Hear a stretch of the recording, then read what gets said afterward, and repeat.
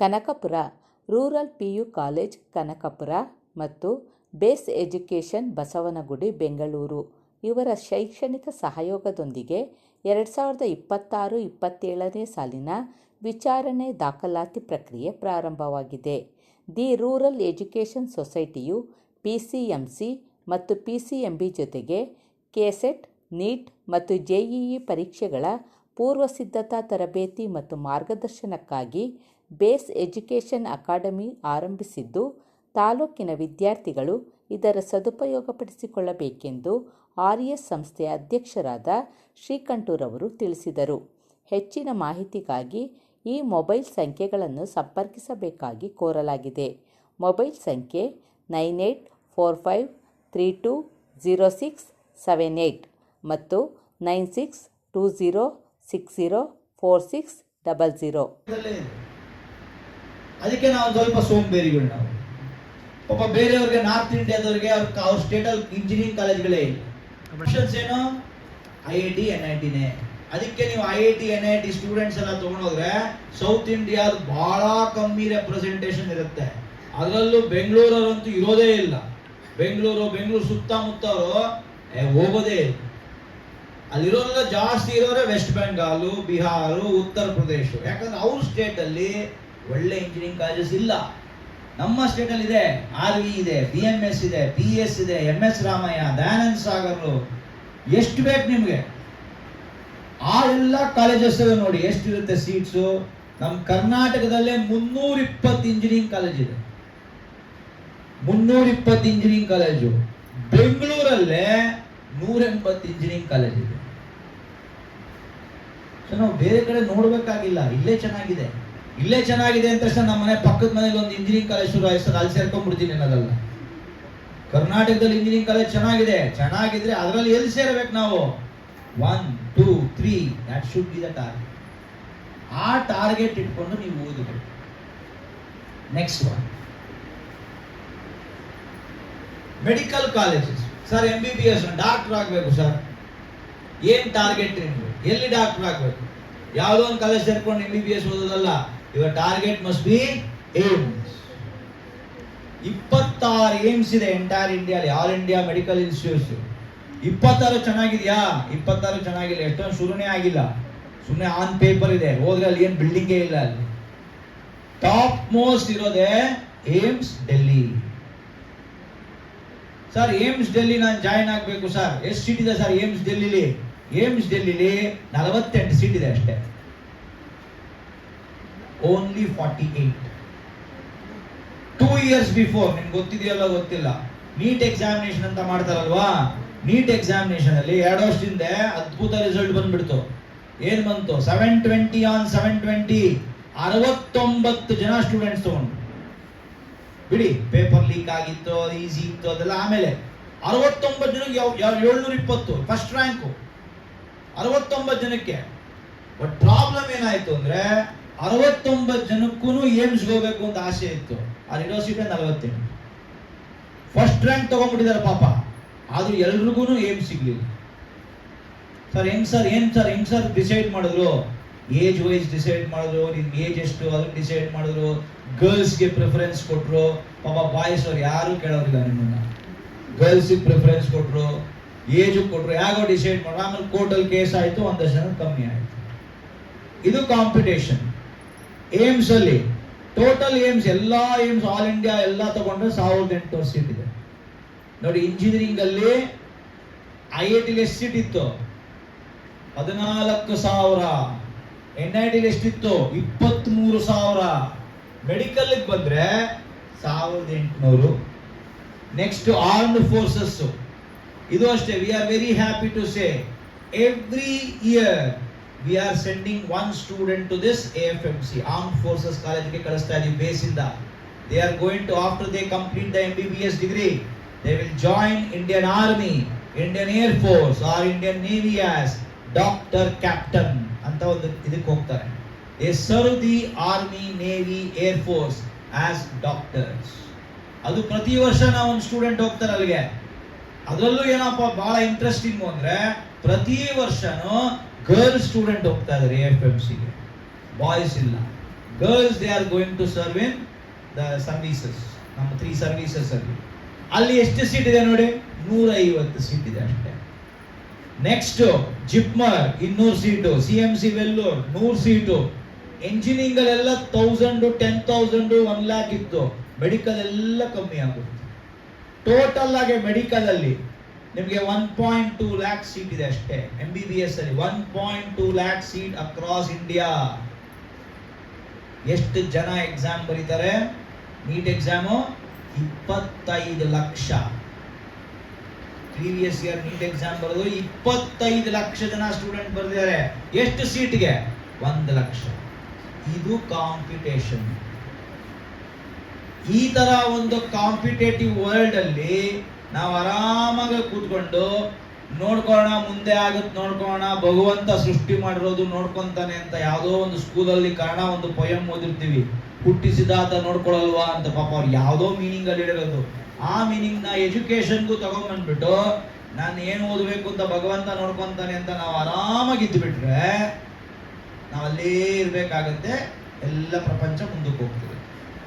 Competition ಇರುವಾಗ we have to take it as challenge and perform. ಅದಕ್ಕೋಸ್ಕರ ಈ slide ಎಲ್ಲ ತೋರಿಸ್ತಿರೋದು. ಏನ್ ಸರ್ ಯಾವ್ದೋ ಎಂಟ್ರೆನ್ಸ್ ಅಂತೆ, ನೀಟ್ ಅಂತೆ. ನೀಟ್ ಯಾರೋ ಫಸ್ಟ್ ರ್ಯಾಂಕ್ ತಗೊಂತಾರೆ, ಅಥವಾ ಯಾರೋ ಒಬ್ಬ ಡಾಕ್ಟರ್ ಸೀಟ್ ತಗೊಂತಾನೆ. 5 lakh students are writing examination for just 1 lakh seat. Next pure science. Sir ನಾನು ಸೈಂಟಿಸ್ಟ್ ಆಗಬೇಕು ಸರ್, ಮಂಗಳಯಾನ್ ನಾನು ನೋಡಿದೆ, ಸಖತ್ತಾಗಿತ್ತು ಸರ್, ನನಗೂ ಇಷ್ಟ ಸರ್, ಒಂದು ಸ್ಯಾಟಲೈಟ್ ಮಾಡಿ ನಾನು ಲಾಂಚ್ ಮಾಡಿ ಅದ್ರಲ್ಲಿ ಕೂತ್ಕೊಂಡು ನಾನು ಹೊರಟೋಗ್ತೀನಿ ಸರ್. ಏನು ಮಾಡ್ಬೇಕು ಸರ್ ನಾನು?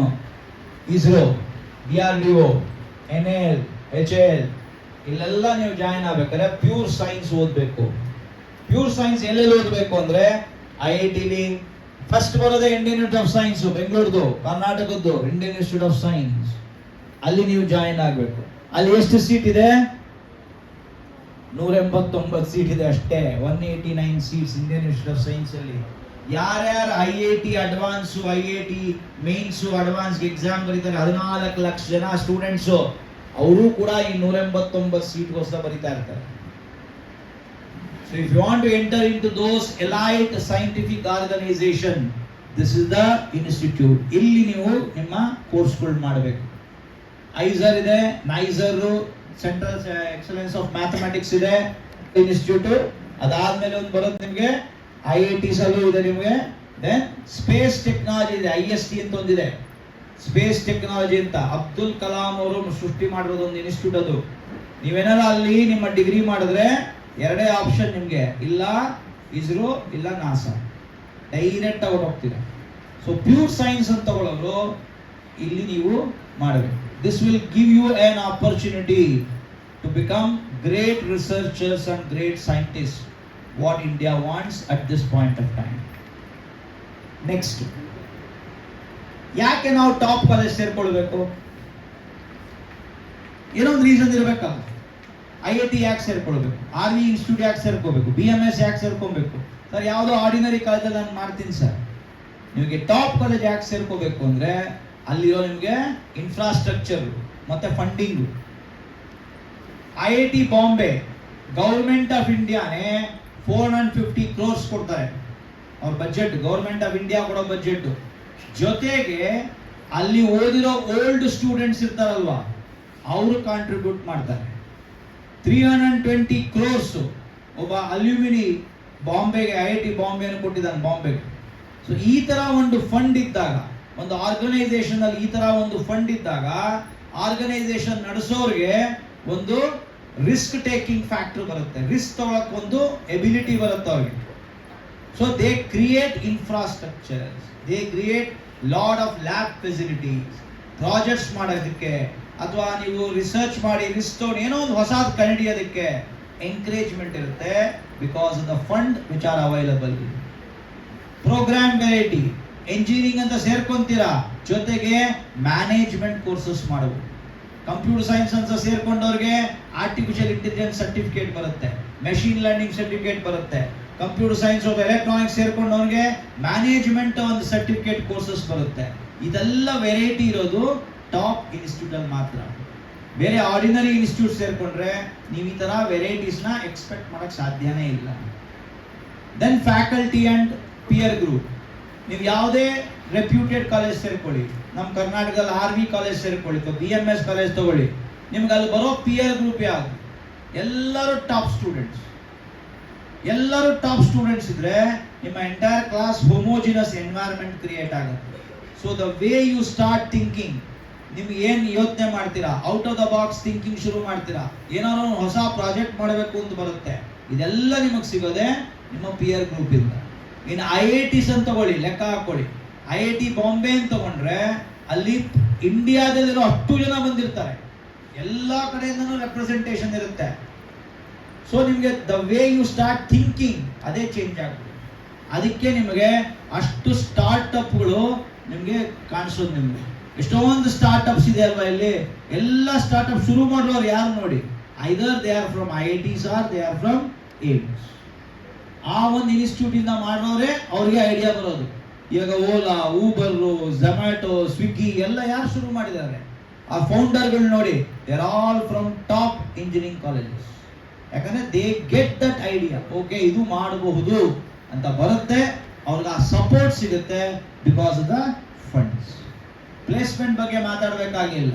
ಜಸ್ಟ್ ಒಂದು 2 months ಬ್ಯಾಕ್ ಒಂದು ಪೇಪರ್ ಅಲ್ಲಿ ಬಂದಿತ್ತು, ಹೈದರಾಬಾದ್ ಇಂದ ಒಬ್ಬ ಹುಡುಗ, ಅವನಿಗೆ ಪ್ಲೇಸ್ಮೆಂಟ್ ಆಗಿದೆ, ಮ್ಯಾನೇಜ್ಮೆಂಟ್ ಹುಡುಗ ಒಬ್ಬ ಹೈದರಾಬಾದ್ ಅವನಿಗೆ 2.5 crores per annum ಅವನಿಗೆ ಪ್ಯಾಕೇಜ್. 2.5 crores per annum. ನಮ್ದೇ ಒಂದು ಬೇಸ್ ಸ್ಟೂಡೆಂಟ್ ಒಂದು ಎಕ್ಸಾಂಪಲ್ ಹೇಳ್ತೀನಿ. ನನ್ನ ಸ್ಟೂಡೆಂಟೇನೆ, ಅವನ PUC ಮಾಡಿದ್ಮೇಲೆ ಇಂಜಿನಿಯರಿಂಗ್ಗೆ PS ಕಾಲೇಜ್ ಸೇರ್ಕೊಂಡ. PS ಕಾಲೇಜ್ ಸೇರ್ಕೊಂಡ್ಮೇಲೆ ಕ್ಯಾಂಪಸ್ ಇಂಟರ್ವ್ಯೂ ಆಯಿತು. ಅವನಿಗೆ first salary 1.75 crores. My own student Sarang Ravindra, ಅವನ ಹೆಸರು ಹೇಳ್ತೀನಿ ಬೇಕಾದ್ರೆ. ಅವನು ಫಸ್ಟ್ ಪ್ಲೇಸ್ಮೆಂಟ್ ಆಗಿದ್ದೆ ಲಂಡನ್ ಅಲ್ಲಿ, ಅಲ್ಲೇ ಇದ್ದ. ಆಮೇಲೆ ಒಂದು 2 ಜಾಬ್ ಚೇಂಜ್ ಮಾಡ್ದ.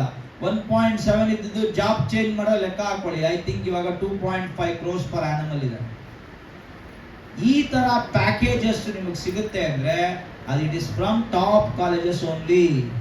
ಬೇರೆ ಕಾಲೇಜಲ್ಲಿ ಈ ತರ ಪ್ಲೇಸ್ಮೆಂಟ್ ಸಿಗೋಕ್ ಸಾಧ್ಯನೇ ಇಲ್ಲ. So always you should aim to join top engineering colleges. ಇಲ್ಲ ಅಂದ್ರೆ ಪ್ರಯೋಜನ ಇಲ್ಲ. ಟಾಪ್ ಇಂಜಿನಿಯರಿಂಗ್ ಕಾಲೇಜ್ ಸೇರ್ಕೊಳ್ಬೇಕು ಸರ್, ನಾವೇನು ಮಾಡಬೇಕು ಸರ್? IIT NIT ಬೇಡ ಸರ್, ಈಚೆ ಕಡೆ ಹೋಗ್ಬೇಕು, ನಮ್ಮ ಅಪ್ಪ ಅಮ್ಮ ಕಳಿಸಲ್ಲ, ಹಾಸ್ಟೆಲ್ ಇರ್ಬೇಕಂತೆ, ಅದೆಲ್ಲ ಆಗೋದಿಲ್ಲ. ಕರ್ನಾಟಕದಲ್ಲಿ ಹೇಳಿ sir, RV, BS, BMS. Sarang Ravindra ಅಂತ ಏನ್ ಹೇಳಿದ್ನಲ್ಲ, ಅವ್ನು ಯಾವ IITಗೆ ಹೋಗ್ಲಿಲ್ಲ, NITಗೆ ಹೋಗ್ಲಿಲ್ಲ, PS ಅಲ್ಲಿ ಸೇರ್ಕೊಂಡಿದ್ದು. ಆ ಲೆಕ್ಕ ಹಾಕೊಳ್ಳಿ ಒಂದು ಪ್ಯಾಕೇಜ್ ಹೆಂಗಿದೆ. ಸುಮ್ಮನೆ ಇಮ್ಯಾಜಿನ್ ಮಾಡ್ಕೊಳ್ಳಿ, ನಮ್ಗೆ ಯಾರು ಕೆಲಸ ಕೊಡ್ತಾರೆ 1.75 crores per annum ಅಂತಾರೆ, ಏನು ಮಾಡೋದು? ಟೆನ್ಷನ್ ಆಗ್ಬಿಡುತ್ತೆ ನಮ್ಗೆ. ನಾವ್ ಹೇಳ್ತೀವಿ ದುಡ್ಬೇಕು ಅಂತೀವಿ, ಸಡನ್ ಆಗಿ ದುಡ್ಡು ಕೊಟ್ಬಿಟ್ರೆ ಏನ್ ಮಾಡ್ಬೇಕು ಅಂತ ಗೊತ್ತಿಲ್ಲ ನಮ್ಗೆ. ಅದು 1 ವರ್ಷದ್ದು, 23 ವರ್ಷ 24 ವರ್ಷ ಹುಡುಗನಿಗೆ ಆ ತರ ಒಂದು ಕೆಲಸ ಸಿಕ್ಕಿದೆ ಅಂದ್ರೆ just look at his growth, ಅವನು ಯಾವ ತರ ಏನು ಮಾಡಬಹುದು ಜೀವನದಲ್ಲಿ. ಈ ತರ ಒಂದು ಏಮ್ ನ 10th ಸ್ಟ್ಯಾಂಡರ್ಡ್ ಮುಗಿಸಿದವ್ರು ಇಟ್ಕೊಂಡಿರ್ಬೇಕು. ಇದು ನನ್ನ ಜೀವನ, 10 ವರ್ಷ ಆದ್ಮೇಲೆ ನಾನು ಈ ಪೊಸಿಷನ್ ಅಲ್ಲಿ ಇರಬೇಕು, ಏನ್ ಮಾಡಬೇಕು, ನಾವು ಹೇಳ್ತಾ ಇದೀವಿ ಏನ್ ಮಾಡಬೇಕು ಅಂತ, ಎಲ್ಲಿರ್ಬೇಕು ಅಂತ ಮಾಡೋದು. ಅದಕ್ಕೆ ಏನೇನು ಕೆಲಸಗಳು ಮಾಡಬೇಕು, ಎಷ್ಟು ಹಾರ್ಡ್ ವರ್ಕ್ ಹಾಕ್ಬೇಕು, ಅದು ನೀವು ಸಪೋರ್ಟಿಂಗ್ ಆಗಿ ಆಲ್ ಟೀಚರ್ಸ್ ಬಿಟ್ಟಿದೆ. ಬಟ್ ಕೆಲಸ ಮಾಡೋದು ನೀವೇನೆ. ನಿಮ್ಮ ಪರವಾಗಿ ನಿಮ್ಮ ತಂದೆ ಆಗಲಿ, ನಿಮ್ಮ ತಾಯಿ ಆಗಲಿ, ಟೀಚರ್ಸ್ ಆಗಲಿ ಮಾಡಕ್ ಸಾಧ್ಯನೇ ಇಲ್ಲ. Hard work is from the individual. ಮಾಡಿದ್ರೆ ಬ್ಯೂಟಿಫುಲ್ ಆಗಿ ನಿಮ್ಮ ಜೀವನನ ರೂಪಿಸ್ಕೊಳ್ಬೋದು. ನೆಕ್ಸ್ಟ್ ಒನ್, ಏನೇನು ಎಕ್ಸಾಮಿನೇಷನ್ ಇದೆ? ಸೆಕೆಂಡ್ PUC ಎಕ್ಸಾಮ್ ಆದ ತಕ್ಷಣ ಏನೇನು ಎಕ್ಸಾಮ್ ಬರೀಬೇಕು ನೀವು? ಇಂಡಿಯನ್ ಇನ್ಸ್ಟಿಟ್ಯೂಟ್ ಆಫ್ ಟೆಕ್ನಾಲಜಿ IITಗೆ ಕ್ವಾಲಿಫೈ ಆಗ್ಬೇಕಾದ್ರೆ ನೀವು ಅಡ್ವಾನ್ಸ್ ಎಕ್ಸಾಮ್ ಬರೀಬೇಕು. ಅಡ್ವಾನ್ಸ್ ಎಕ್ಸಾಮ್ ಬರೀಬೇಕಾದ್ರೆ ಮೇನ್ಸ್ ಎಕ್ಸಾಮಿನೇಷನ್ ಕ್ವಾಲಿಫಿಕೇಶನ್ ಆಗಬೇಕು. ಮೇನ್ಸ್ ಎಕ್ಸಾಮ್ ಮತ್ತೆ ಅಡ್ವಾನ್ಸ್ ಎಕ್ಸಾಮ್ ಬರೆದು IIT ಸೀಟ್ ತಗೊಬೇಕಾದ್ರೆ ಬೋರ್ಡ್ ಎಕ್ಸಾಮ್ ಅಲ್ಲಿ 75% ಇರಬೇಕು. Board exam 75%, mains exam qualification, advance exam qualification gives you seat in IIT. Board exam ಅಲ್ಲಿ 75%, ಮೇನ್ಸ್ ಎಕ್ಸಾಮ್ ಮಾತ್ರ ನಾನು ಕ್ವಾಲಿಫೈ ಆಗ್ತೀನಿ ಅಂದ್ರೆ you will be eligible. Enter ಆಗಬೇಕಾದ್ರೆ 2 ಎಕ್ಸಾಮ್ ಇದೆ, ಒಂದು ಕರ್ನಾಟಕ CET, ಇನ್ನೊಂದು COMEDK. ಕರ್ನಾಟಕ ಸಿಇಟಿ ಮತ್ತೆ ಕಾಮೆಡ್ಗೆ ಡಿಫರೆನ್ಸ್ ಏನು? ಕರ್ನಾಟಕ ಸಿಇಟಿ ಎಕ್ಸಾಮು ಗೌರ್ಮೆಂಟ್ ಮಾಡೋ ಎಕ್ಸಾಮು, ಕಾಮೆಡ್ಗೆ ಎಕ್ಸಾಮು ಮ್ಯಾನೇಜ್ಮೆಂಟ್ ಅವ್ರು ಮಾಡೋ ಎಕ್ಸಾಮು. ಫೀಸ್ ಡಿಫರೆನ್ಸ್ ಇರುತ್ತೆ. ಕರ್ನಾಟಕ ಸಿಇಟಿ ಇಂದ ಒಂದು RV engineering college computer science ಬರ್ತಿದ್ದೀರಾ, ಯಾವುದು ನಿಮ್ಮ ನೆಗೆಟಿವ್, ಎಲ್ಲಿ ನೀವು ಇಂಪ್ರೂವ್ ಆಗಬೇಕು, ಇದನ್ನ ನಾವು ಮೆಂಟರಿಂಗ್ ಸೆಷನ್ಸ್ ಅಲ್ಲಿ ನಮ್ಮ ಸ್ಟೂಡೆಂಟ್ ಹೇಳ್ತೀವಿ. ಈ ಮೆಂಟರಿಂಗ್ ಸೆಷನ್ಸ್ ಮಾಡೋದು ಯಾರಪ್ಪ ಅಂದ್ರೆ ನಿಮ್ಮ ಟೀಚರ್ಸ್. ಯಾರು ಕ್ಲಾಸ್ ತಗೊಂತಾರೋ ಅವರೇ ನಿಮ್ಮ ಮೆಂಟರ್ಸ್. ಅವರೇ ಕೂತ್ಕೊಂತಾರೆ, ಅವರೇ ನಿಮಗೆ ಮೆಂಟರ್ ಮಾಡ್ತಾರೆ. They will guide you through your entire journey. Next, uniform content delivery across campuses. ನಾವು ಎಲ್ಲೇ ನಾವು ಪಾಠ ಮಾಡಿದ್ವಿ, ತಿರ್ಗಾ ರಿಪೀಟ್ ಮಾಡ್ತಿದ್ದೀನಿ. RV PU college 3rd block ಅದಿರ್ಬೋದು, base PU college Bannerghatta road ಇರ್ಬೋದು, ಬೇಸ್ PU ಕಾಲೇಜ್ ರಾಜಾಜಿನಗರ ಇರ್ಬೋದು, ಬೇಸ್ PU ಕಾಲೇಜ್ ಮೈಸೂರು ಇರ್ಬೋದು, ಎಲ್ಲೇ ಆಗಲಿ, ರೂರಲ್ ಕಾಲೇಜ್ ಕನಕಪುರ ಇರ್ಬೋದು, ಏನು ನಾವು ಪಾಠ ಮಾಡ್ತೀವಿ, ಚಾಪ್ಟರ್ ತಗೊಂಡ್ರೆ 50 problem base PU college Bannerghatta road ಅಲ್ಲಿ 50 ಪ್ರಾಬ್ಲಮ್ ಆ ಚಾಪ್ಟರ್ ಮಾಡಿಸಿದ್ದಾರೆ ಅಂದ್ರೆ ಪ್ರತಿಯೊಂದು ಕಾಲೇಜ್ ನಾವು ಎಲ್ಲೆಲ್ಲಿದೀವೋ 50 ಪ್ರಾಬ್ಲಮ್ಮೇ ನಾವು ಮಾಡಿಸಿರ್ತೀವಿ. ಒಂದು ಚೂರು ವ್ಯತ್ಯಾಸ ಇಲ್ಲ. ನಾವು ಎಲ್ಲಿ ಪಾಠ ಮಾಡ್ತೀವಿ, ಏನು ಮಾಡ್ತೀವಿ, ಅದ್ರ ವ್ಯತ್ಯಾಸ ಇರೋದಿಲ್ಲ. It doesn't depend on where we are teaching. With respect to the student change ಆಗೋದಿಲ್ಲ. Consistency in our delivery. ನೀವು ಯಾವುದೋ ಒಂದು ತಿಂಗಳಲ್ಲಿ, ಯಾವುದೋ ಒಂದು ಡೇಟ್ ಅಲ್ಲಿ, September 6th September 7th Mysuru base PU college ಹುಡುಗಂಗೆ ಹೌ ಮೆನಿ ಪ್ರಾಬ್ಲಮ್ಸ್ ಫಿಸಿಕ್ಸ್ ಅಲ್ಲಿ ಡಿಸ್ಕಸ್ ಮಾಡಿದ್ದಾರೆ ಅಂತ ಕೇಳಿದ್ರೆ ಅವನೇನೋ ಒಂದು 60-70 ಒಂದು ಆನ್ಸರ್ ಕೊಡ್ತಾನೆ. ಅದೇ ಕ್ವಶನ್ ಅನ್ನ ನೀವು ಹುಬ್ಳಿ ಕಾಲೇಜಲ್ಲಿ ಕೇಳಿದ್ರು ಕೂಡ you will get the same response. ಯಾಕಂದ್ರೆ ನಮ್ಮ ಡೆಲಿವರಿ ಈಸ್ ಯೂನಿಫಾರ್ಮ್. ಏನು ಅದರಲ್ಲಿ ವ್ಯತ್ಯಾಸ ಆಗೋದಿಲ್ಲ. ಎಲ್ಲಾದ್ರದ್ದು testing same, analysis same, delivery same, number of questions discuss is same across our campuses. This is the high point of our base organization. ಯಾವುದೇ organisation ಬೇರೆ organisation ತಗೊಂಡ್ರೆ ಯಾವುದೋ ಒಂದು ಸೆಂಟ್ರಲ್ಲಿ ತುಂಬಾ ಚೆನ್ನಾಗಿರುತ್ತೆ, ಇನ್ನೊಂದು ಸೆಂಟ್ರಲ್ ಚೆನ್ನಾಗಿರಲ್ಲ. ಇದನ್ನ ಅವಾಯ್ಡ್ ಮಾಡೋಕ್ಕೋಸ್ಕರನೇ ನಾವು ಯೂನಿಫಾರ್ಮ್ ಡೆಲಿವರಿ ಅನ್ನೋ ಕಾನ್ಸೆಪ್ಟ್ ತಂದಿರೋದು. ಸೊ ಎಲ್ಲೇ ನೀವು ಜಾಯಿನ್ ಆಗಲಿ, what you get from base remains the same. Next one, this is what you are going to get from us. Material ಅಂತ ಹೇಳೋದ್ನಲ್ಲ, ಒಂದು ಸ್ಯಾಂಪಲ್ ಕವರ್ ಪೇಜ್ ಮಾತ್ರ ಹಾಕಿದೀವಿ.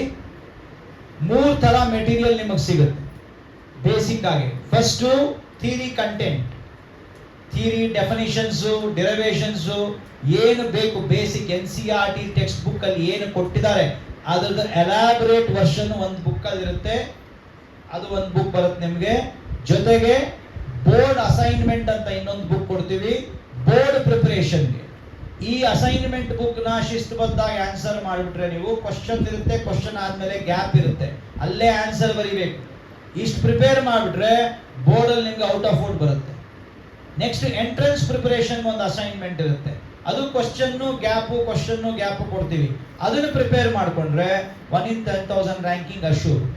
ಅದಾದ್ಮೇಲೆ ನೀವು ಎಷ್ಟು ಕಾನ್ಸಂಟ್ರೇಟ್ ಮಾಡಿದ್ರ, ಏನು ಮಾಡಿದ್ರ, 10,000 ಇಂದ 5,000 ಬರುತ್ತೆ, 5,000 ಇಂದ 2,000 ಆಗುತ್ತೆ, 2,000 ಇಂದ 1,000 ಆಗುತ್ತೆ.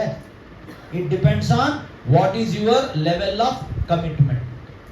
3 ತರ ಮೆಟೀರಿಯಲ್, ಒಂದು ಥಿಯರಿ ಮೆಟೀರಿಯಲ್, ಒಂದು ಬೋರ್ಡ್ ಅಸೈನ್ಮೆಂಟ್, ಒಂದು entrance assignment. This is what you are going to get in each and every chapter, in each and every subject. Physics, chemistry, maths ಅಲ್ಲಿ ಪ್ರತಿಯೊಂದು ಚಾಪ್ಟರ್ ಅಲ್ಲೂ ಈ ತರ ಮೆಟೀರಿಯಲ್ ಕೊಡ್ತೀವಿ.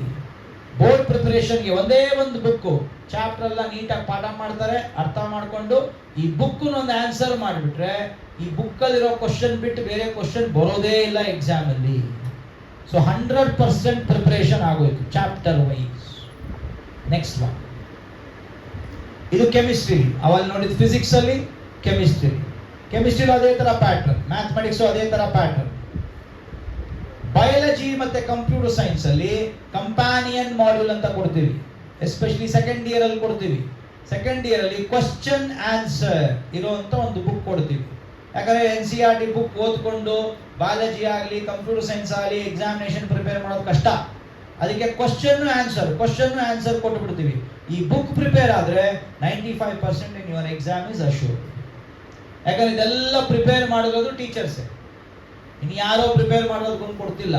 ನಿಮಗೆ ಪಾಠ ಮಾಡೋ ಟೀಚರೇ ಪ್ರಿಪೇರ್ ಮಾಡಿರೋದು, ವ್ಯಾಲ್ಯೂಯೇಷನ್ ಹೋಗ್ತಾರಲ್ವಾ ಆ ಟೀಚರ್ಸೇ ಪ್ರಿಪೇರ್ ಮಾಡಿರೋದು. They exactly know what is required for the preparation of board. So that's why we give it as a companion modules. Next one, languages ಅಲ್ಲೂ ಕೊಟ್ಬಿಡ್ತೀವಿ ನಾವು. Second year P U C languages ಅಲ್ಲಿ English ಇರ್ಬೋದು, Kannada, Sanskrit, Hindi, ಯಾವ language ಇರಲಿ, question and answer book ಅಂತ ಕೊಟ್ಬಿಡ್ತೀವಿ. ಸುಮ್ಮನೆ ಆ question answer book ನ ಪ್ರಿಪೇರ್ ಮಾಡಿದ್ರೆ ನಿಮ್ಮ ಎಕ್ಸಾಮಿನೇಷನ್ ಪ್ರಿಪರೇಷನ್ ಮುಗಿದೋಯ್ತು. ಬೋರ್ಡ್ ಎಕ್ಸಾಮ್ಗೆ ಎಷ್ಟು ಈಸಿ ಮಾಡಬೇಕು ಅಷ್ಟು ಮಾಡ್ತೀವಿ. ಯಾಕಂದ್ರೆ we know that lot of time is required for preparation towards ಎಂಟ್ರೆನ್ಸ್ಗೆ ತುಂಬಾ ಟೈಮ್ ಬೇಕಾಗಿರೋದ್ರಿಂದ ಎಷ್ಟು ನಿಮಗೆ ಬೋರ್ಡ್ ನ ಸಿಂಪ್ಲಿಫೈ ಮಾಡಬಹುದು ಅಷ್ಟು ಸಿಂಪ್ಲಿಫೈ ಮಾಡ್ತೀವಿ. ಯಾಕಂದ್ರೆ ಅಷ್ಟು ಕಾನ್ಸಂಟ್ರೇಷನ್ ಎಂಟ್ರೆನ್ಸ್ ಎಕ್ಸಾಮ್ ಮೇಲೆ ಇರಬೇಕು. ನೆಕ್ಸ್ಟ್, ಬೋರ್ಡ್ ಎಕ್ಸಾಮ್ಗೆ ಒಂದು ವಿಜಯ್ ಪತಾಕೆ ಅಂತ ಕೊಡ್ತೀವಿ. In the month of December second year P U C ಎಕ್ಸಾಮಿನೇಷನ್ಗೆ ಒಂದು 3 months 4 months ಬಿಫೋರ್ ವಿಜಯ್ ಪತಾಕೆ ಅಂತ ಕೊಡ್ತೀವಿ. ಅದರಲ್ಲಿ ಮಾಡೆಲ್ ಪೇಪರ್ಸ್ ಇರುತ್ತೆ. ಪ್ರತಿಯೊಂದು ಸಬ್ಜೆಕ್ಟ್ ಅಲ್ಲೂ 9 ಪೇಪರ್ ಇರುತ್ತೆ. ನೀವೆಲ್ಲ ಬೋರ್ಡ್ ಅಸೈನ್ಮೆಂಟ್ ಎಲ್ಲ ಮಾಡ್ತೀರಾ, ಚಾಪ್ಟರ್ ವೈಸ್ ಪ್ರಿಪರೇಷನ್ ಎಲ್ಲ ಆಗಿರುತ್ತೆ. ಈ 9 ಪೇಪರ್ನ ನೀವು ಆನ್ಸರ್ ಮಾಡಿದ್ರೆ 98% ನಿಮಗೆ ಬರಲಿಲ್ಲ ಅಂದ್ರೆ ಆಶ್ಚರ್ಯ ಪಡಬೇಕಷ್ಟೇ ಹೊರತು ಇನ್ನೇನು ಇಲ್ಲ. That is the level of preparation we are going to make you for your board examination. Next one,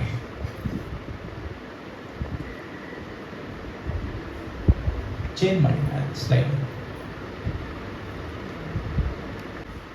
second P U C exam ಆದ್ಮೇಲೆ ಆಗೋಯ್ತಲ್ಲ ಕಮಿಟ್ಮೆಂಟ್, ಪಾಠ ಮಾಡಿದ್ದಾಯ್ತು, ಫಸ್ಟ್ ಪಿ ಯು ಸಿ ಪಾಠ ಮಾಡಿದ್ದಾಯ್ತು, ಎಕ್ಸಾಮ್ ಬರ್ರಿ, ಸೆಕೆಂಡ್ ಪಿ ಯು ಸಿ ಪಾಠ ಮಾಡಿದ್ದು exam ಬರ್ರಿ. Second P U C exam ಆದ್ಮೇಲೆ ಏನಿದೆ, ನೀವೇ ಓದ್ಕೊಳ್ಳಿದ್ದು ಬಿಟ್ಬಿಡ್ತೀವಾ? ಇಲ್ಲ, 1 ತಿಂಗಳ ಟೈಮ್ ಇರುತ್ತೆ ಸೆಕೆಂಡ್ ಪಿ ಯು ಸಿ ಎಕ್ಸಾಮ್ಗೂ, ಎಂಟ್ರೆನ್ಸ್ಗೂ, CET ಎಕ್ಸಾಮ್ಗೂ.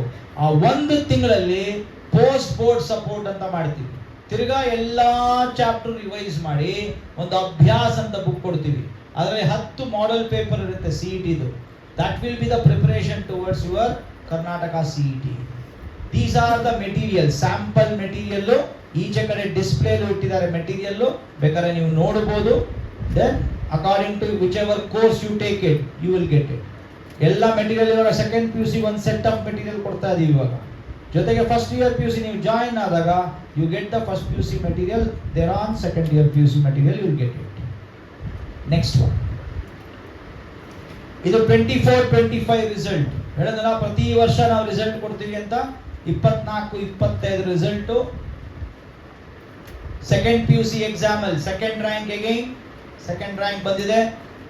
ನಮ್ಮ Karnataka CET 7th rank, 81st rank advance all India ranking, highest ranking 72 NEET ranking. 24-25 batch the result.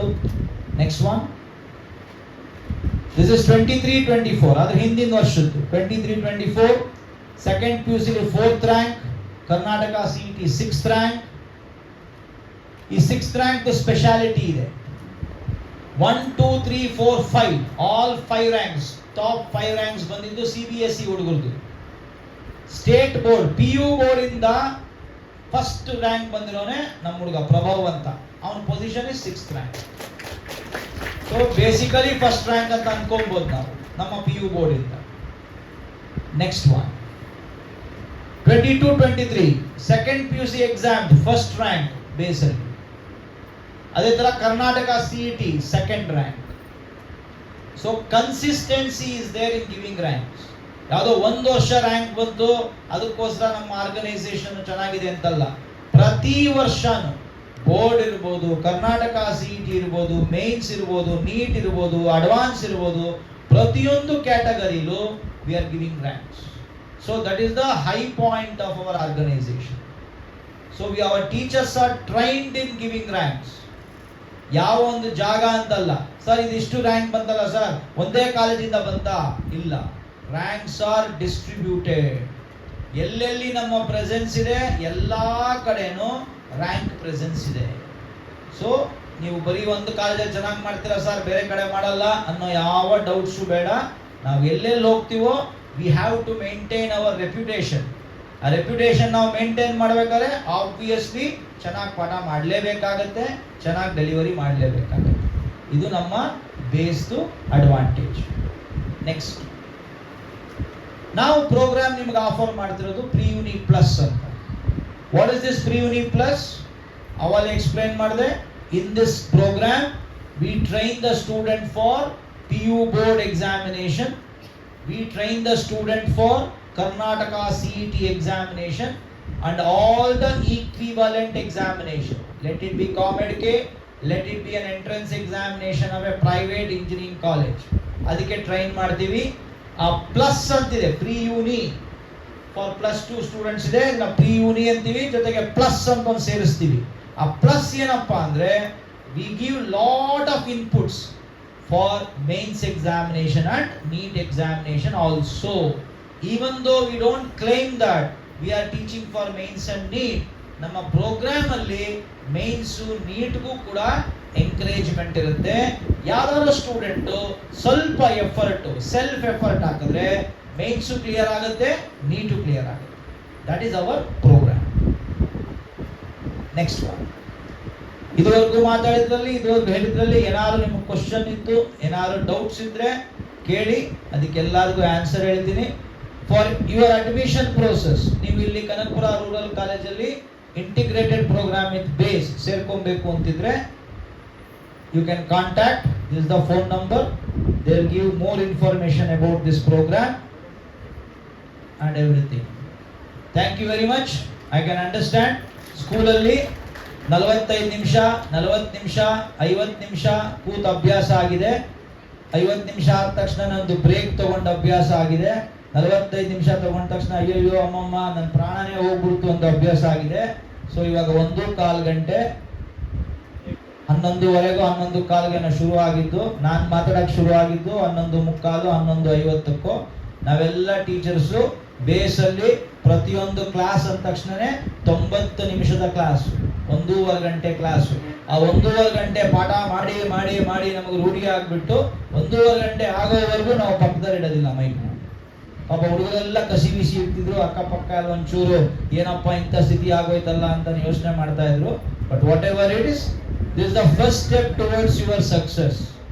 40 ನಿಮಿಷ ಕ್ಲಾಸಲ್ಲಿ ಕೂತು SSLC ಎಕ್ಸಾಮ್ ಮುಗಿಸಿ ಹಾಲಿಡೇಸ್ ಅಂತ ಒಂದು ಮೈಂಡ್ ಸೆಟ್ ಅಲ್ಲಿ ಇದ್ರೂ ಕೂಡ ಅದು ಭಾನುವಾರ ಬಂದು ಇಲ್ಲಿ 1.5 ಗಂಟೆ ಕಾಲ ನಾನು ಏನ್ ಹೇಳ್ತೀನೋ ಅರ್ಥವಾಯ್ತೋ ಅರ್ಥವಾಗಲಿಲ್ಲೋ ಕೂತ್ಕೊಂಡು ಕೇಳಿದ್ದೀರಾ ಅಂದ್ರೆ that means you have got everything to become successful. ನೋಡಿ, ಕನಕಪುರದಲ್ಲಿ ಅದು PUC ಎಜುಕೇಶನ್ಗೆ ದೊಡ್ಡ ಬದಲಾವಣೆ ತರುವ ಒಂದು ಪ್ರಯತ್ನ, ಬದಲಾವಣೆ ಆಗುತ್ತೆ, ಒಳ್ಳೆ ದಿಕ್ಕಿನಲ್ಲಿ ಹೋಗ್ತಾ ಇರುವಂತ ಒಂದು ಕಾರ್ಯಕ್ರಮ. ಆವತ್ತು ಕೆಲವು ಜೊತೆ ಹಂಚ್ಕೊಂಡಿದ್ದೆ. ನಾನು ಇಲ್ಲೇ PUC ಓದ್ದವನು. ಈ PUC ನಲ್ಲಿ ಯಾವ ನೀಟು CET ಯಾವುದು ಇರಲಿಲ್ಲ. ಕರಿಯಪ್ಪನವ್ರು ಇದ್ರು, ಕಷ್ಟಪಟ್ಟು ಓದ್ದ ನಾವು PUC ನ 75% ನನಗೆ ಬಂತು. ನನಗೆ ಅಗ್ರಿಕಲ್ಚರ್ ಸಿಕ್ತು, ಇಂಜಿನಿಯರಿಂಗು ಸಿಕ್ಕಿತ್ತು, ಮೆಕ್ಯಾನಿಕಲ್ ಇಂಜಿನಿಯರಿಂಗು ಸಿಕ್ಕಿತ್ತು. ಬಟ್ ಈ ಕಾಲ ಬದಲಾಗಿದೆ. ಆವತ್ತು ಆ ಲೆವೆಲ್ಗೆ ಪಡ ನಡೀತಿತ್ತು ಆವತ್ತಿನ ಕಾಲದಲ್ಲಿ. ಯಾವುದು ಎಕ್ಸ್ಟ್ರಾ ಟ್ಯೂಷನ್ ಓದೋನೇ ಇಲ್ಲ ನಾನು. ಬಟ್ ಯಾವಾಗ ಇದು ಸರ್ಕಾರ ಕೆಲವು ಬದಲಾವಣೆಗಳನ್ನು ಮಾಡ್ಕೋ, ಸ್ಪೆಷಲಿ ಪ್ರೊಫೆಷನಲ್ ಟೆಕ್ನಿಕಲ್ ಕೋರ್ಸಸ್ಗೆ ಈ CET, ನೀಟು, JEE ಅಂತ ಕೆಲವು ಎಕ್ಸಾಮ್ ಕಂಡಕ್ಟ್ ಮಾಡಿ ಅದರ ಮುಖಾಂತರ ಎಷ್ಟೇ ಇಂಜಿನಿಯರಿಂಗ್ ಕಾಲೇಜ್ ಇರಲಿ, ಎಷ್ಟೇ ಮೆಡಿಕಲ್ ಕಾಲೇಜ್ ಇರಲಿ, ಎಷ್ಟೇ ಅಗ್ರಿಕಲ್ಚರ್ ಕಾಲೇಜ್ ಇರಲಿ, ಇದು ರ್ಯಾಂಕಿಂಗ್ ಮೇಲೆ ಕೊಡುವಂತ ಒಂದು ಸಿಸ್ಟಮ್ ಬದಲಾಯಿತು. ನಾವು ಓದ್ತಿರೋಗಿ ನಾವು ಅದಕ್ಕೋಸ್ಕರನೇ ಏನು CET, ನೀಟ್ಗೆ ಟ್ರೈನಿಂಗ್ ಕೊಟ್ಟು ಮಾಡಬೇಕು ಅಂತ ಕಾನ್ಸೆಪ್ಟ್ ನ ಫಸ್ಟ್ ಅದನ್ನ ಅರ್ಥ ಮಾಡ್ಕೊಂಡು ತಪ್ಪು ಅದಕ್ಕೆ ಇನ್ವಾಲ್ವ್ ಆಗಿ ಬಂದವರು ಅಂದ್ರೆ ಇವರು ಬೇಸವರು. ಯಾಕೆಂದ್ರೆ ನನ್ನ ಮಗಳನ್ನೂ ಅಲ್ಲೇ ಓದಿಸಿದ್ದೆ. ನನ್ನ ಮಗಳು ಆರ್ಕಿಟೆಕ್ಚರ್ ಓದ್ಲು, ಬೇಸು ಅಷ್ಟು ಗಾಂಧಿ ಬಜಾರ್ ಅನ್ನಿಸ್ತದೆ, ಅಲ್ಲಿ ಹೋಗ್ತಿದ್ದು. ಅಂದ್ರೆ ಈ ಶಿಕ್ಷಣ ಕ್ಷೇತ್ರದ ಬದಲಾವಣೆ ಹಿಂಗಾಯ್ತಾ ಇದ್ರೆ ಇದು ಒಂದಷ್ಟೇ. ಇದು ನಾನು 3 ವರ್ಷ ಆಗಿದೆ ನಾನು ಬಂದು. ನನಗೆ ಮೊದಲನೇ ವರ್ಷ ಅರ್ಥ ಮಾಡ್ಕೊಳಕ್ಕೆ ಒಂದು ಪ್ರಯತ್ನ ಪಟ್ಟೆ. ಬಟ್ ಒಂದು ಕೊರತೆ ನೋಡಿದೆ ಕನಕಪುರದಲ್ಲಿ, ಬರೀ RSL ಅಲ್ಲ, ಯಾರು ಇಲ್ಲಿ ಮಕ್ಕಳುಗಳು, ಹೆಣ್ಮಕ್ಳು ಇಂದ ಹಿಡಿದು ಗಂಡು ಮಕ್ಕಳು ಹೆಚ್ಚಿಗೆ ಜನ ಎಲ್ಲ ಕಡೆ ಓದಿಸ್ತಾ ಇದ್ದಾರೆ. ಎಲ್ಲ ಕೋಟಹಳ್ಳಿ, ಗೀರಹಳ್ಳಿ, ಆರೋಹಳ್ಳಿ, ಕನಕಪುರ ಬಿಡಿ, ಕನಕಪುರದಲ್ಲಿ 2-3 ಕಾಲೇಜ್ ಇವೆ, ಸಾಕಷ್ಟು ಕಾಲೇಜುಗಳಾಗಿವೆ. ಬಟ್ ಎಲ್ಲ ಪೇರೆಂಟ್ಸ್ಗೂ ಆಸೆ ಇರ್ತದೆ. ಅದು ಇವತ್ತು ಮುಂದಿನ ಭವಿಷ್ಯ ಏನಂತ ಅಂತಂದ್ರೆ ಒಳ್ಳೆ ವಿದ್ಯಾವಂತರಾಗಬೇಕು, ಪ್ರೊಫೆಷನಲ್ ಹೈಯರ್ ಕೋರ್ಸ್ ಓದು ಮಾತ್ರ ಭವಿಷ್ಯ ಅನ್ನೋದು ನಿಮಗೂ ಅರ್ಥ ಆಗಿದೆ ಪೇರೆಂಟ್ಸ್ಗೆ. ಆದ್ರೆ ಏನಾಗುತ್ತೆ, ಇಲ್ಲಿ ಎಲ್ಲರಿಗೂ ಅವಕಾಶ ಇಲ್ಲ. ಈ ಬೇಸು ಒಂದು ಕಾನ್ಸೆಪ್ಟ್ ತಂದಾದ್ಮೇಲೆ ಬೇಸ್ ಹಂಗೆ ಎತ್ತೆತ್ತರಕ್ಕೆ ಇವತ್ತರೆಗೂ ಹೋಗುತ್ತೆ ನೋಡಿದ್ದೀನಿ. ನಾವು ಹೋದಾಗೆಲ್ಲ ಕಮ್ಮಿ ಮಕ್ಕಳಿದ್ರು ಅವಾಗ. ಈಗ 10,000 ಮಕ್ಕಳಿಗೆ ಬೇರೆ ಬೇರೆ ಕಡೆ ಎಲ್ಲ 10,000 ಮಕ್ಕಳಿಗೆ ಇದು ಟ್ರೈನಿಂಗ್ ಕೊಡ್ತಾರೆ. ಯಾಕೆಂದ್ರೆ ಈ ಇಂಜಿನಿಯರು ಮೆಡಿಕಲ್ ಸೀಟ್ಗಳು ಕಾಲೇಜ್ಗಳು ಅಷ್ಟೇ ಜಾಸ್ತಿ ಆಗಿವೆ, ಅಂದ್ರೆ ಮೊದಲಿನಕ್ಕಿಂತ. ಸೊ ಇದು ಬರೀ ಪಟ್ಟಣದ ಮಕ್ಕಳು ಪಾಲಾಗಬಾರ್ದು, ಇದು ಹಣ ಇರೋದು ಪಾಲಾಗಬಾರ್ದು, ಪಟ್ಟಣದ ಮಕ್ಕಳು ಆಗಬಾರ್ದು. ಅವರು ಆಗಲೇ, ಬಟ್ ಎಲ್ಲೋ ನಮ್ಮವರು ವಂಚಿತರಾಗಬೇಕು, ಆಗಬಾರ್ದು ಅನ್ನೋದು ನಾನು ಅರ್ಥ ಮಾಡ್ಕೊಂಡದ್ದು. 1 ವರ್ಷ ಆದಮೇಲೆ ಹೋದ ವರ್ಷ ಒಂದು ಪ್ರಯತ್ನ ಪಟ್ಟು ಅಷ್ಟೇ, ಒಂದು ವಿಷನ್ ಅಕಾಡೆಮಿ ಅಂತ ತಂದು ಆ ಟೈಮಲ್ಲಿ ನಮಗೆ ಈ ದೊಡ್ಡ ದೊಡ್ಡ ಇಂಥವನ್ನೆಲ್ಲ ಕರ್ಕೊಂಬಂದು ಮಾಡೋಕ್ಕೆ ಚಿಂತೆ ಮಾಡೋಕ್ಕೂ ನಮ್ಮ ಟೈಮ್ ಇರಲಿಲ್ಲ, ಅರ್ಜೆಂಟ್ ಇತ್ತು ನಮಗೆ. ಹಾಗಾಗಿ ವಿಷನ್ ಅಕಾಡೆಮಿ ಅಂತ ಅವರು ಏನು ಮಾಡ್ತಾವ್ರು, ಅವರು ಮಾಡವ್ರೆ. ಬಟ್ ಅವರು ಸ್ಟ್ಯಾಂಡರ್ಡು ಅವ್ರು ಮಾಡಿರೋ ಕಾಂಟ್ರಿಬ್ಯೂಷನ್ ಒಂದು ಮಟ್ಟಿಗಿದೆ. ಸೊ ಹೋದ ವರ್ಷ ಮಾಡಿಸ್ತಾವೆ ನಾವು ಇಲ್ಲೇ ಮಾಡಿಸ್ತಾವೆ, ಮೊದಲನೇ ಸತಿ ಮಾಡಿಸೋದು. ಆಮೇಲೆ ಒಂದು ಚಿಂತನೆ, ಇಲ್ಲ ಇನ್ನೂ ಹೈಯರ್ ಲೆವೆಲ್ಗೆ ಹೋಗ್ಬೇಕು. ನಾವು CET ನೀಟನ್ನ ನಮ್ಮ ಮಕ್ಕಳು ಇಲ್ಲಿ ಕುತ್ಕೊಂಡ ಕನಕಪುರದಲ್ಲಿ ಅವ್ರಿಗೆಲ್ಲ ಇಂಜಿನಿಯರಿಂಗು, ಈಗ ಅಗ್ರಿಕಲ್ಚರ್ ಕಾಲೇಜ್ ಇಲ್ಲೇ ಆಗಿದೆ, ಅದು CETಗೆ ಬರ್ತದೆ. ಇಂಜಿನಿಯರಿಂಗು, ಮೆಡಿಕಲ್ಲು ತಪ್ಪಿದ್ರೆ ಇದು ಯಾವುದು ಈ ಸೆಂಟ್ರಲ್ ಇನ್ಸ್ಟಿಟ್ಯೂಷನ್ಸ್ ಯಾವುದು, ಇದು ಮೈಸೂರಲ್ಲದಲ್ಲ ಇಂಜಿನಿಯರಿಂಗ್ ಕಾಲೇಜ್, NIT ಆ ಥರದಲ್ಲಿ ಎಲ್ಲ ಥರದನ್ನು ಇಲ್ಲಿ ಒಂದು ತಯಾರಿ ಮಾಡಬೇಕು ಇದು ಅಂತ ಅಂದ್ಬಿಟ್ಟು ಪುನಃ ನಾವು ಚಿಂತನೆ ಮಾಡ್ತಾ ಇದ್ದ. ಒಂದು ವರ್ಷ ಮಾಡಿಸಿದ್ದೀವಿ ಇಂಟಿಗ್ರೇಟೆಡ್. ಯಾಕೆಂದ್ರೆ ಕೆಲವು ಮೊದಲಷ್ಟೇ ನಾನು ಎಲ್ಲರನ್ನೂ ಕರೆದಾಗ ಬಂದಿರ್ಬೇಕು ಕೇಳ್ತಾ ಇದ್ದೀನಿ, ಯಾಕೆ ಬದಲಾವಣೆ ಅನ್ನೋದು ಕೇಳ್ತಾ ಇದ್ದೀನಿ ನಾನು. ಆಮೇಲೆ ನನಗಂತೂ ಅನ್ನಿಸ್ತು, ಇದಿಲ್ಲ ಇನ್ನೂ ಈ ಥರ ತಗೊಳ್ಬೇಕು. ಯಾರು ಬೆಂಗಳೂರಿದೆ 108 ಸಂಸ್ಥೆಗಳಿಂದ ಶುರುವಾಗಿದೆ, ಏನು ಒಬ್ರಿಬ್ರಿಲ್ಲ. ಸಾಕಷ್ಟು ಎಲ್ಲ ಮಾಡ್ತಲೂ ಈ ಥರ ಕೋಚಿಂಗ್ ಇನ್ಸ್ಟಿಟ್ಯೂಷನ್ಸ್ ಎಲ್ಲ ಶುರುವಾಗಿದೆ. ಬಟ್ ಒಂದೇನಾಗಿದೆ, ಬೆಂಗಳೂರಲ್ಲಿ ಎಲ್ಲ ಲಕ್ಷದ ಮೇಲೆ ಚಾರ್ಜ್ ಮಾಡ್ತಾರೆ. ನೀಟು ಇದಕ್ಕೆಲ್ಲ ಹೋಗ್ಬೇಕಾದ್ರೆ, ಈ ಕೋಚಿಂಗ್ ಹೋಗ್ಬೇಕಾದ್ರೆ ಒಂದು ಇವರೇ 1,30,000 ಇವರೇ ಮಾಡ್ತಾರೆ. ಬಟ್ ನಾವು ಚಿಂತನೆ ಮಾಡಿದ ನನಗೆ ಈ ಒಂಥರ ಮೈಂಡ್ ಬ್ಲ್ಯಾಂಕು ಈ ವಿಚಾರದಲ್ಲಿ. ಎಲ್ಲ ಮಕ್ಳು ತಂದು ಕೊಟ್ಟರು, ಎಲ್ಲೋ 1 ಲಕ್ಷ ಕೊಟ್ಟರು, ಎಲ್ಲೋ 30 ಕೊಟ್ಟರು. ಇದೇ ನಮ್ಮ ಮಕ್ಳಿಗೆ ಕೈಯಾಟಿಗೆ ಸಲ್ವಾ, ನಮ್ಮ ಕನಪುರದ ಮಕ್ಕಳಿಗೆ, ಅದು ಮಧ್ಯಮ ವರ್ಗದ ತಂದೆ ತಾಯಿಯಿಂದಿದ್ರೆ, ಆರ್ಥಿಕವಾಗಿ ಶಕ್ತಿ ಇಲ್ಲದೆ ಇರ್ತಾ ಇದ್ರೆ ಅವ್ರಿಗೇನು ಇಟ್ಕೋದಿರಲ್ಲ. ಅವರು ಇಲ್ಲಿ ಓದ್ಕೊಂಡೆಲ್ಲ BA 6 ಹೊರಟೋಗ್ತಾರಲ್ಲ, ಕಳೆದು ಹೋಗ್ತಾರಲ್ಲ ಅನ್ನೋ ಇದಾಗಿ ಬ್ಲ್ಯಾಂಕ್ ಅಂತ ಅಂದ್ರೆ ಇದೇನು ಕಷ್ಟ ಅಂತ ಅನ್ನಿಸ್ತು ನನಗೆ. ಯಾಕೆ 1 ಲಕ್ಷ 1.5 ಲಕ್ಷ ಈ ಇದರಲ್ಲಿ ಯಾವುದು ಆರ್ವಿ ಇನ್ಸ್ಟಿಟ್ಯೂಟ್ ಅವರು ಆರ್ವಳ್ಳಿ ತಗೋರಿ 1,80,000 ಅಂತೆ, 1,80,000 ಆರ್ವಳ್ಳಿಲಿ. ಸೊ ಹಾಗಾಗಿ ಎಲ್ಲೋ ನಮ್ಗೆ ಏನ್ ಮಾಡೋದು ಅಂತಾನೆ ಪುನಃ ಮೊದಲೇ ಹಿಂಗೆ ಕನ್ಫ್ಯೂಷನ್ ಇತ್ತು. ಇಂಟಿಗ್ರೇಟೆಡ್ ಕೋರ್ಸ್ ತಂದ ನಾವು ವಿಷನ್ ಅಕಾಡೆಮಿಯಿಂದ ಪುನಃ ಕನ್ಫ್ಯೂಷನ್ ನಮಗೆ, ಇದು ಸಾಲಲ್ಲ ಈ ಕನಕಪುರದ ಮಕ್ಕಳಿಗೆ, ಇನ್ನೂ ದೊಡ್ಡ ಮಟ್ಟಕ್ಕೆ ತಗೋಬೇಕು, ಅವಕಾಶ ಕೊಡಬೇಕು, ಪ್ಲಾಟ್ಫಾರ್ಮ್ ಇದು ಮಾಡಲೇಬೇಕು RISಲ್ಲಿ ಅಂತ ಅನ್ನೋ ಚಿಂತನೆ ಅಷ್ಟೇ. ಆ ಚಿಂತನೆಯಿಂದ ಹೋದಾಗ ಫಸ್ಟ್ ಏನು ಮಾಡಿದೆ ನಾವು, ಈ ಬೇಸು ಎಲ್ಲ ಥರದಲ್ಲೂ ಅವ್ರ ನೋಟ್ಸಿಂದ ಹಿಡಿದು, ಲಿಟ್ರೇಚರಿಂದ ಹಿಡಿದು, ಅವ್ರ ಕ್ವಶನ್ಸ್ ಪೇಪರ್ಸು, ಮಾಡಲ್ ಕ್ವಶನ್ಸ್ ಪೇಪರ್ಸು, ಅದಕ್ಕೆ ಆನ್ಸರ್ಸು ಎಲ್ಲ ಥರದಲ್ಲೂ ಹೈಯೆಸ್ಟ್ ಲೆವೆಲ್ಲು ಇದು ಏನೋ ಆ ಮೆಟೀರಿಯಲ್ ಇರೋದು ಅವ್ರ ಹತ್ರನೇ. ಸೊ ಆಮೇಲೆ ನಾವೇನು ಚಿಂತೆ ಮಾಡಿದೋ, ಇಲ್ಲ ನಮ್ಮ ಪ್ರಕಾಶ್ ಇಲ್ಲೇ ಓದಿರೋ ಹುಡುಗ, ಎನ್ವಿರಾನ್ಮೆಂಟ್ ಹುಡುಗ ಇಲ್ಲೇ ಓದಿರೋದು, ಆ ಹುಡುಗನ ನಾನು ಮಾತಾಡಿ ಎಲ್ಲ ಆದಾಗ ಏನಾರ ಮಾಡಿ ನಾವು ಅಲ್ಲಿಂದ ಎಲ್ಲ ಮೆಟೀರಿಯಲ್ಸ್ ತಗೊಳ್ಳುವ, ಇಲ್ಲೇ ಕೋಚಿಂಗ್ ಮಾಡಿಸುವ ಅಂತ ಆ ನೆಕ್ಸ್ಟ್ ಬಂದು. ಯಾಕೆಂದರೆ ದುಡ್ಡು ಲೆಕ್ಕದಲ್ಲಿ ಎಲ್ಲಿ 1 ಲಕ್ಷ 1.5 ಲಕ್ಷ 1,80,000 ತರೋದು, ಅವ್ರ ಮೆಟೀರಿಯಲ್ಸ್ ತಗೋವಾಗ ಇಲ್ಲೇ ಮಾಡಿಸುವ, ಆವಾಗ ಹಣದ ಹೊರೆಯಾಗಲ್ಲ ಅಂತ. ಬಟ್ ಪ್ರಕಾಶ್ ಅಂತ ಹುಡುಗ ಇಲ್ಲೇ ಓದಿರೋ ಹುಡುಗ, ನಮ್ಮ ಕನಕಪುರ ತಾಲೂಕು ಹುಡುಗನ, ಅವ್ರಿಗೂ ಒಂದು ಸ್ವಲ್ಪ ಸೇವೆ ಮಾಡಬೇಕು, ನಾನು ಓದಿದ ಸಂಸ್ಥೆಯಲ್ಲಿ ಕನಕಪುರದಲ್ಲಿ ಅಂತ ಒಂದು ಒಳ್ಳೆ ಮನೋಭಾವ ಇಟ್ಕೊಂಡಿರೋ ಹುಡುಗ. ನಾನು ಫಸ್ಟ್ ಮಾತಾಡಿದಾಗ ಇದೇ ಹೇಳೋದು. ಆಮೇಲೆ ಫೈನಲಿ ಡಿಸ್ಕಷನ್ಗೆ ಹೋದಾಗ ನಮ್ಗೆ ಇನ್ನೊಂದು ಗೊತ್ತಾಯ್ತು ಅಂದರೆ, ಅವ್ರು ಮಾಡಿರೋ ಮೆಟೀರಿಯಲ್ಸು, ಅವ್ರು ಮಾಡಿರೋ ನೋಟ್ಸು, ಕೊಡೋ ಲಿಟ್ರೇಚರು, ಅವ್ರು ಕೊಡೋ ಪುಸ್ತಕಗಳಿಗೆ ಅವರಲ್ಲಿ ಟ್ರೈನ್ ಅಪ್ ಆಗಿರೋದೇ ಮಾಡಬೇಕು. ಹೊರಗಡೆ ಮಾಡೋಕ್ಕಾಗಲ್ಲ, ಅದು ಸರೋಗಲ್ಲ ಅಂತ ಬಂದಾಗ ಪುನಃ ದುಡ್ಡಿನ ಚಿಂತೆ. 1 ಲಕ್ಷ 1.5 ಲಕ್ಷ ಹೇಳ್ತಾರಲ್ಲಪ್ಪ ಎಲ್ಲಿ ಅಂತ. ಹಾಗಾಗಿ ಈ ನಮ್ಮ ಪ್ರಸಾದ್ ಈ ಮಧು ಶುರು ಮಾಡಿದ್ದು ಅವರು ಗ್ರೌಂಡ್ ವರ್ಕ್ ಮಾಡಿಕೊಟ್ರು ನನಗೆ. ಆಮೇಲೆ ಒಂದು ಸೇರಿ ಕರ್ಕೊಂಬಂದರು. ಆವಾಗೆಲ್ಲ ಉಮಾಶಂಕರು ಇದ್ದರು, ಅವ್ರು CEO ಇದ್ದರು. ಆವಾಗ ನಾನು ಹೇಳಿದ್ದು ಒಂದೇ ಪ್ರಶ್ನೆ, ನೀವು 10,000 ಜನಕ್ಕೆ ನೀವು ಎಲ್ಲ ಕಡೆನೂ ನೀವು CET ಕೋಚಿಂಗು, ನೀಟ್ ಕೋಚಿಂಗ್ ಮಾಡ್ತಾ ಇದ್ದೀರಾ, 1 ಲಕ್ಷದ ಮೇಲೆ ಫೀಸ್ ತಗೋತಾ ಇದ್ದೀರಾ, 1,30,000 ತಗೋತಾ ಇದ್ದೀರಾ. ಖಂಡಿತ ಇಲ್ಲಿ ನಿಮ್ಗೆ ಆಗಲ್ಲ. ಬಟ್ ಎಲ್ಲ ನಿಮ್ಮ ಸಂಸ್ಥೆಗೂ ದೊಡ್ಡ ಹೆಸರಿದೆ. ಯಾಕೆಂದರೆ ಲಕ್ಷಾಂತರ ಜನಕ್ಕೆ ಡಾಕ್ಟ್ರು, ಇಂಜಿನಿಯರ್ಸು ಇವರು ಕೊಟ್ಟದ ಟ್ರೈನಿಂಗಿಂದ ಇವತ್ತು ಎಲ್ಲೆಲ್ಲೆಲ್ಲೋ ಸೆಟ್ ಆಗೋರು ಲಕ್ಷಾಂತರ ಜನ.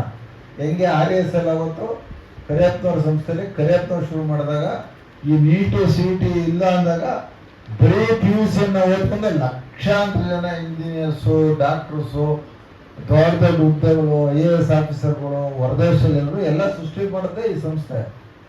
ಹಂಗೆ ಅವರು ಮಾಡವ್ರೆ. ಬಟ್ ಅವರೆಲ್ಲ ಒಂದು ಸ್ವಲ್ಪ ಕಮರ್ಷಿಯಲ್ ಕಮಿಟ್ಮೆಂಟು ಇದೆ, ಕಮರ್ಷಿಯಲ್ ಆಂಗಲ್ ಇಟ್ಕೊಂಡು ಅವರೇನೋ ಬೆಳೆಸವ್ರೆ. ನಾನು ಒಂದು ಮನವಿ ಮಾಡ್ಕೊಂಡೆ, ಖಂಡಿತ ನಮ್ಮ ಮಕ್ಕಳಿಗೆ ಅಷ್ಟು ಕೊಡೋಕ್ಕೆ ಶಕ್ತಿ ಇಲ್ಲ. ಎಲ್ಲ ರೈತರ ಮಕ್ಕಳು ಕಷ್ಟಪಟ್ಟು ಓದಿಸುವಂಥ ತಂದೆ ತಾಯಿ ಇರುವಂಥದ್ದು ಅದಾಗಲ್ಲ. ನಿಮಗೆ 10,000 ಜನಕ್ಕೆ ನೀವು ಈ ಒಂದು ಸೇವೆ ಮಾಡ್ತಾ ಇದ್ದೀರಾ. ನಿಮ್ಮ ಸಂಸ್ಥೆ ದೊಡ್ಡ ಹೆಸರು ಮಾಡಿದೆ ಕರ್ನಾಟಕದಲ್ಲಿ. ನೀವು ಎಲ್ಲ ಒಂಥರ ನೀವು ಸೇವೆ ಮಾಡ್ಬೇಕು. ಇಲ್ಲಿ ಗ್ರಾಮಾಂತರ ಪ್ರದೇಶಕ್ಕೆ ಬಂದು ಹಳ್ಳಿ ಮಕ್ಕಳಿಗೆ ಸೇವೆ ಮಾಡ್ಬೇಕು ನೀವು.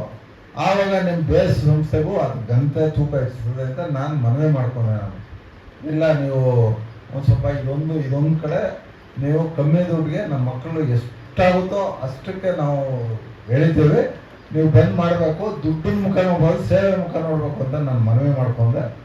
ಬಹುಶಃ ಎಲ್ಲ ಕರಿಯತ್ನ ಶಕ್ತಿ ಇರಬೇಕು, ಬಹುಶಃ ಅವ್ರಿಗೂ ಸೇವಾ ಮೈಂಡಿಂದ ಇರುವಂಥ ಸಂಸ್ಥೆ ಇರಬೇಕು, ನನ್ನ ಮನವಿನೂ ಇರಬೇಕು, ಅವ್ರ ಪ್ರಯತ್ನವೂ ಇರಬೇಕು. ಸೊ ಈ ಕೊನೆಗೆ ಒಪ್ಕೊಂಡಿದ್ದೀವಿ ನಾವು. ಈಗ 75,000 ರೂಪಾಯಿ ನಾವು ಒಂದು ಫಿಕ್ಸ್ ಮಾಡಿದ್ದೀವಿ.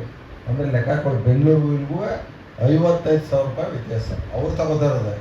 ಈಗ RV ಕಾಲೇಜವರು ಆರುವಳ್ಳಿಗೆ ತಗೋತಾ ಇರೋದಕ್ಕೆ 1,80,000.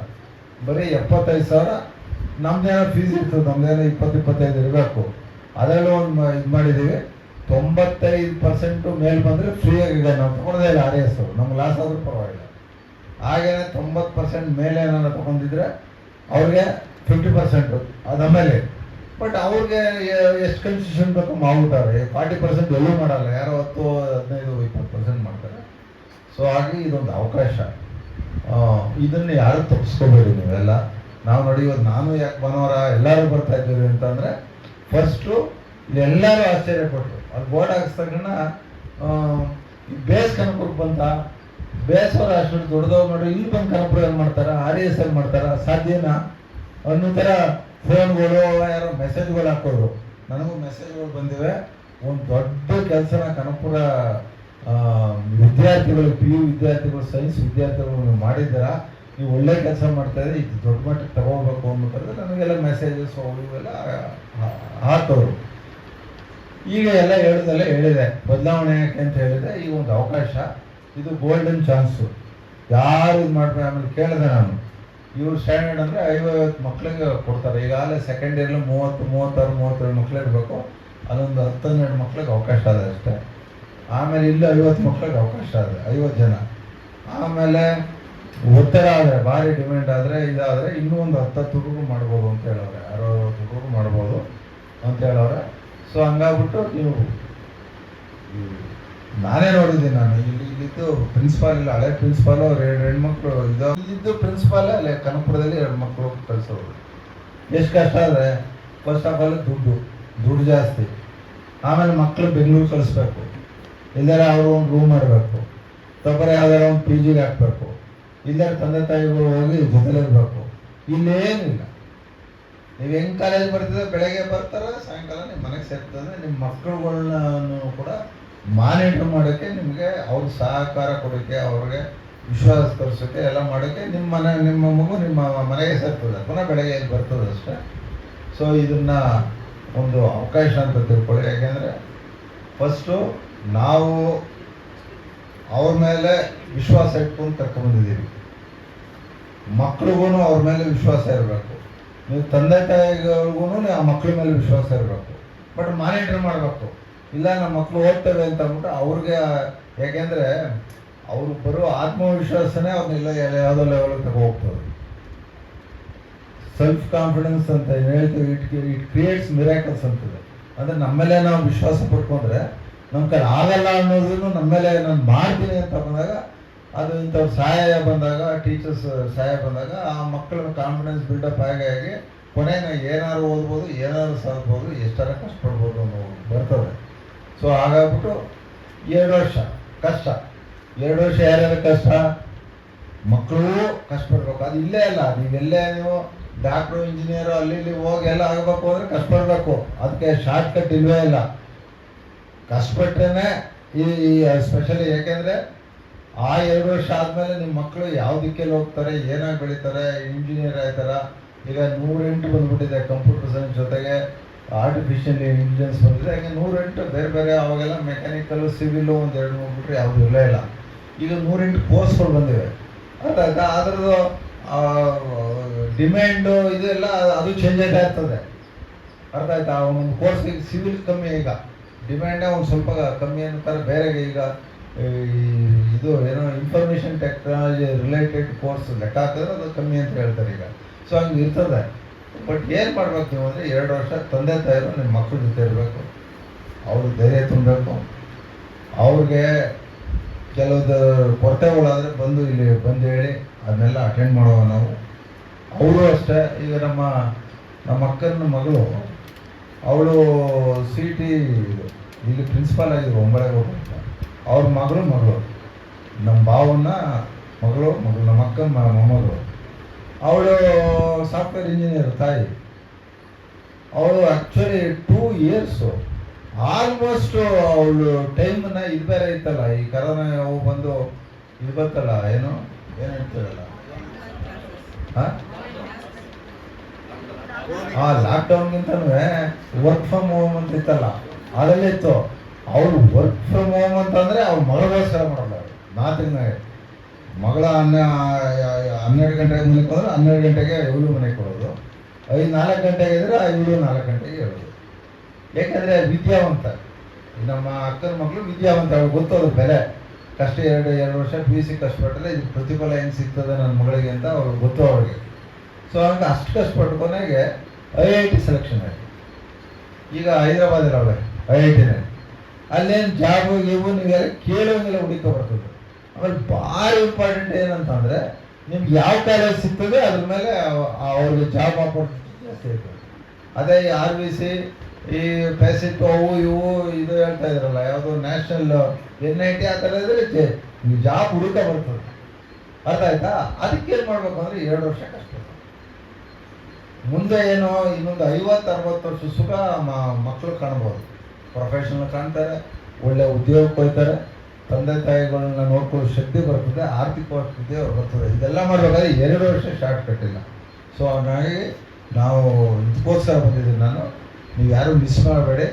ಇಲ್ಲಿ ಸೇರಿಸಿ ಫಸ್ಟ್ 60 ಯಾರು ಬರ್ತಾರೆ ಅವ್ರು ಸೇರಿಸ್ಕೊ ಒಂದು ಇದು ಮಾಡ್ತೀವಿ. ಸೆಕೆಂಡ್ PUCನವ್ರು ಇದ್ರೆ ಯಾರಾದರೂ, ನೀವೆಲ್ಲ ಓದ್ತಾ ಇದ್ದೀರಮ್ಮ?